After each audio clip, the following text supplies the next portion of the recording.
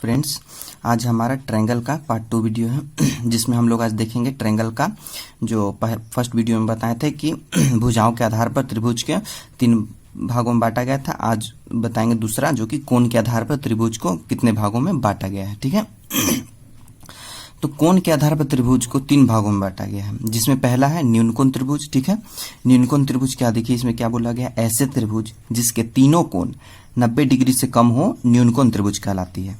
जैसे ये कोण ये कोण तीनों 90 से कम रहेगा, ये भी 90 से कम, ये भी 90 से कम, ये भी 90 से कम। ठीक है, तो ये हमारा क्या कहलाएगा, न्यूनकोण त्रिभुज कहलाएगा। इसमें एक और टॉपिक दिया गया है क्या, 2 छोटी भुजाओं के वर्गों का योग तीसरी बड़ी भुजा के वर्ग से बड़ा होगा।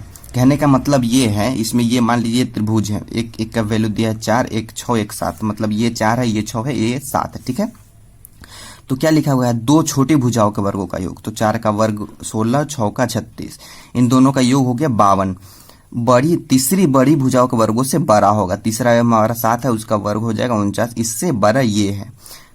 मतलब कहने का मतलब ये है कि न्यूनकोण त्रिभुज में हमारा 2 छोटी भुजा जो होगा वो तीसरे भुजा के वर्ग के योग से बड़ा होगा, जो कि ये दोनों का योग जो हमारा 52 होता है और इसका योग 49 होता है, तो ये बड़ा होगा, तो हमारा ये हो जाएगा न्यूनकोण त्रिभुज। ठीक है, आगे देखते हैं इसमें हमारा दूसरा क्या कहता है। दूसरा है इसमें समकोण त्रिभुज।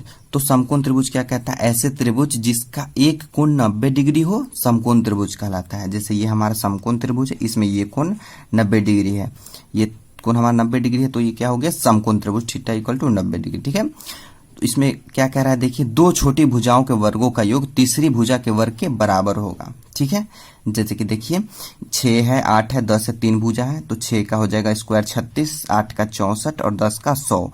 ये दोनों का वर्ग का योग हमारा जो है तीसरी भुजा के वर्ग के योग के बराबर होगा। ठीक है, तो ये हो जाए हमारा हो जाएगा क्या, समकोण त्रिभुज हो जाएगा। ठीक है, आइए समकोण त्रिभुज में देखते हैं कि किसको क्या कहा जाता है। ठीक है, देखिए हमारा समकोण त्रिभुज ये हमारा 90 डिग्री है। ठीक है, और यहाँ पे मान लीजिए ये थीटा हमारा एक कोण है, तो इसमें एक चीज ध्यान दें, जहां पे 90 डिग्री के सामने वाली भुजा को क्या कहते हैं, कर्ण, हाइपोटेनस। ठीक है, 90 डिग्री के सामने वाली जो भुजा हुआ हमारा वो हो गया वो कर्ण। ठीक है, और थीटा है, थीटा जहां पे बन रहा है, ठीक है, थीटा हमारा यहाँ पे बन रहा है, तो ये तो कर्ण हो गया, तो बचा कौन, थीटा जहां बन रहा है ये एक बचा, तो जहां थीटा बना हो वो हो जाएगा आधार और थीटा के सामने वाली भुजा लंब। ठीक है, अगर मान लीजिए हमारा थीटा यहाँ है, थीटा यहाँ बन रहा है, तो 90 के सामने वाला कर्ण यही रहेगा, थीटा यहाँ बन रहा है, थीटा जहां बनता है वो हो जाता है आधार, तो ये भुजा तो कर्ण है, तो ये भुजा आधार हो जाएगा और थीटा के सामने वाली भुजा यहाँ लंब हो जाएगा। ठीक है, ये हो गया हमारा।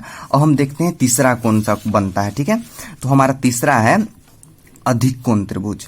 कोण के आधार पर तीसरा जो बनता है हमारा अधिक कोण त्रिभुज क्या है, ऐसा त्रिभुज जिसकी एक कोण 90 डिग्री से अधिक हो अधिक कोण त्रिभुज कहलाती है।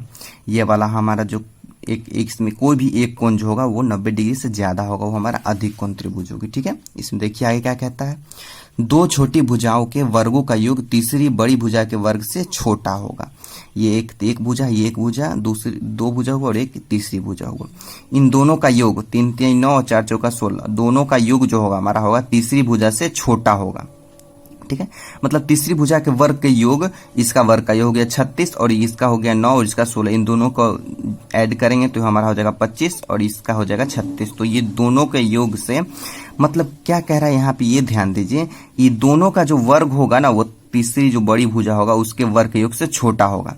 छोटा यहाँ पे होगा दोनों का योग, तो हो जाएगा ये हमारा अधिक कोण त्रिभुज। और फर्स्ट में जो बताया था न्यूनकोण, वो अगर बड़ा होगा दोनों के योग से, इन दोनों का योग अगर देखिए यहाँ पे न्यूनकोण त्रिभुज में इन दोनों का योग हमारा इससे बड़ा है तो हो गया न्यूनकोण त्रिभुज, और यहाँ पे इन दोनों का योग इससे छोटा है तो हो गया हमारा अधिक कोण त्रिभुज। ठीक है, तो फ्रेंड्स इसके आगे हम दूसरा वीडियो डालेंगे जो कि दूसरे टॉपिक पे होगा। तो आज का वीडियो हम यहीं पे समाप्त करते हैं।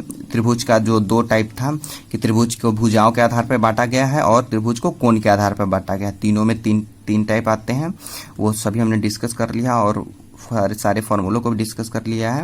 और हम दूसरा वीडियो डालेंगे जिसमें दूसरे टॉपिक पे वीडियो होगा। तो आज का वीडियो यहीं पे समाप्त करते हैं, धन्यवाद।